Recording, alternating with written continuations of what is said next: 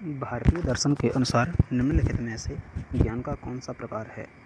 ए. पराविद्या, अपराविद्या, अ और ब दोनों, इनमें से कोई नहीं। इसका उत्तर सही हो जाएगा सी, अ और ब दोनों। अगला प्रश्न है, बच्चों के संज्ञानात्मक विकास को सबसे अच्छे तरीके से कहाँ परिभाषित किया जा सकता है? खेल के मैदान में, विद्यालय एवं कक्षा में, ऑडिटोरियम में, घर में। तो इसका उत्तर सही हो जाएगा विद्यालय एवं कक्षा में।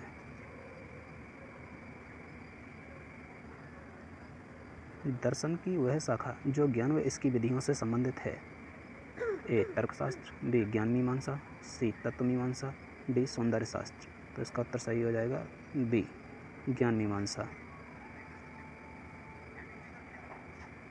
अगला प्रश्न चौथा, बच्चे ज्ञान प्राप्त करते हैं ए. विद्यालय से, बी. समाज से, सी. माता पिता से, डी. उपयुक्त सभी से। तो इसका उत्तर सही हो जाएगा उपयुक्त सभी से। अगला प्रश्न देखेंगे, प्रश्न संख्या 5, ज्ञान प्रसार की आवश्यक दशाएं हैं। ए. सीखने वाले की इच्छा, बी. विषय वस्तु की समानता, सी. समझ, डी. उपयुक्त सभी। तो इसका उत्तर हो जाएगा डी. उपयुक्त सभी।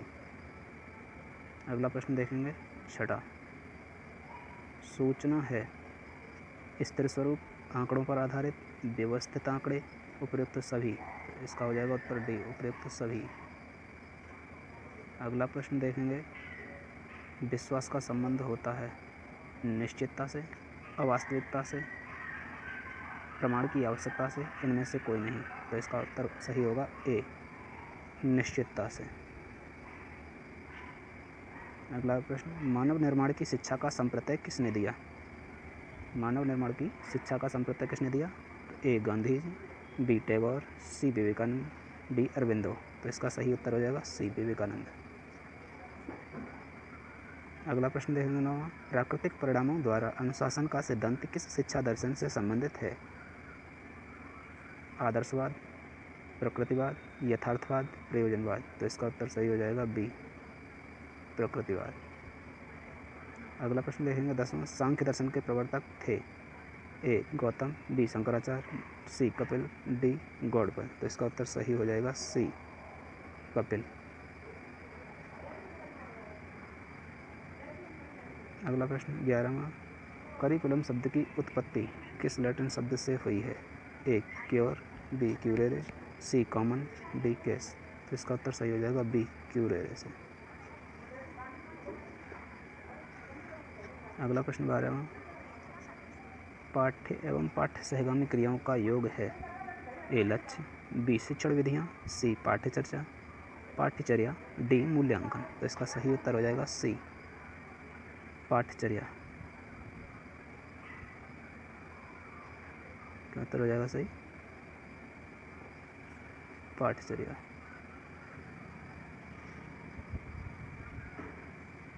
अगला प्रश्न देखेंगे 13वां,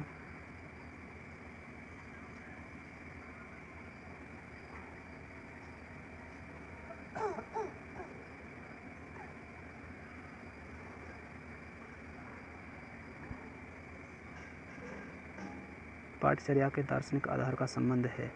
ए. विचारों से, बी. मूल्यांकन से, सी. व्यवहार से, डी. विषय वस्तु से। तो ए. विचारों से। इसका सही उत्तर हो जाएगा ए. विचारों से।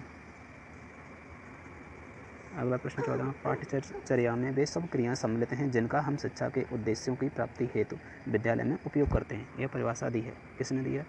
ए. फ्रॉबेल ने, बी. टेलर ने, सी. मुनरो ने, डी. कनिंघम ने। तो इसका सही उत्तर हो जाएगा सी. मुनरो ने।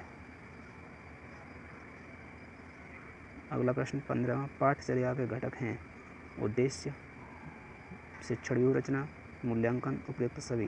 तो इसका उत्तर हो जाएगा उपयुक्त सभी। अगला प्रश्न, पाठ्यवस्तु भाग है ए. पाठ्यचर्या का, बी. समाज का, सी. विद्यालय का, डी. शिक्षण विधि का। तो इसका सही उत्तर हो जाएगा ए. पाठ्यचर्या का।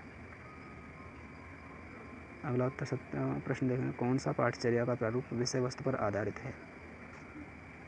ए. क्रिया आधारित प्रारूप, बी. विषय केंद्रित प्रारूप, सी. विद्यार्थी केंद्रित प्रारूप, डी. उपयुक्त सभी। तो इसका सही उत्तर हो जाएगा बी. विषय केंद्रित प्रारूप।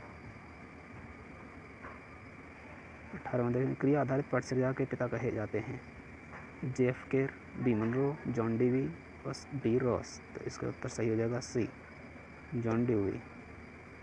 19वां प्रश्न देखेंगे, पाठचर्या की प्रभावशीलता का निर्धारण होता है A विषय वस्तु द्वारा, B विधि द्वारा, C मूल्यांकन द्वारा, D उद्देश्य द्वारा। तो इसका सही उत्तर हो जाएगा C मूल्यांकन द्वारा। अगला प्रश्न देखेंगे, माध्यमिक स्तर की पाठचर्या को कोर्स A व कोर्स B में विभाजित करने का सुझाव किसने दिया? A Kothari commission, B Hunter commission, C Mudaliar commission, D Wood का घोषणा पत्र। तो इसका सही उत्तर हो जाएगा B हंटर कमीशन। इसका अगला प्रश्न है, पाठचर्या का मूल्यांकन करने में उपयोग होने वाली विधि है अनुदानात्मक मूल्यांकन, रचनात्मक मूल्यांकन, योगात्मक मूल्यांकन, उपरोक्त सभी। तो इसका सही उत्तर हो जाएगा उपरोक्त सभी। 22वां प्रश्न देखेंगे, शिक्षण शास्त्र का संबंध होता है मूल्यांकन से, अनुशासन से, लक्ष्यों से, शिक्षण विधियों से।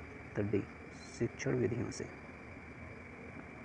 अगला प्रश्न देखेंगे, माध्यमिक स्तर पर पाठ्यक्रम का मुख्य उद्देश्य है A शारीरिक विकास करना, B कार्य अनुभव प्रदान करना, C आदत निर्माण करना, D भावनात्मक विकास करना।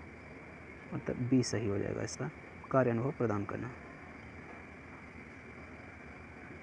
अगला प्रश्न देखेंगे 24वां, पाठचर्या व्यवस्थापन का उपागम निम्न में से कौन सा नहीं है? A समस्या समाधान उपागम, प्राकरणिक उपागम, चक्राकार उपागम, एकीकृत उपागम। इसका सही उत्तर हो जाएगा A समस्या समाधान उपागम। 25वां लास्ट प्रश्न देखेंगे इस बार, निम्न में से कौन छात्र केंद्रित शिक्षा का समर्थक नहीं था? M.K. Gandhi, B Dewey, C Plato, D Montessori. C प्लेटो।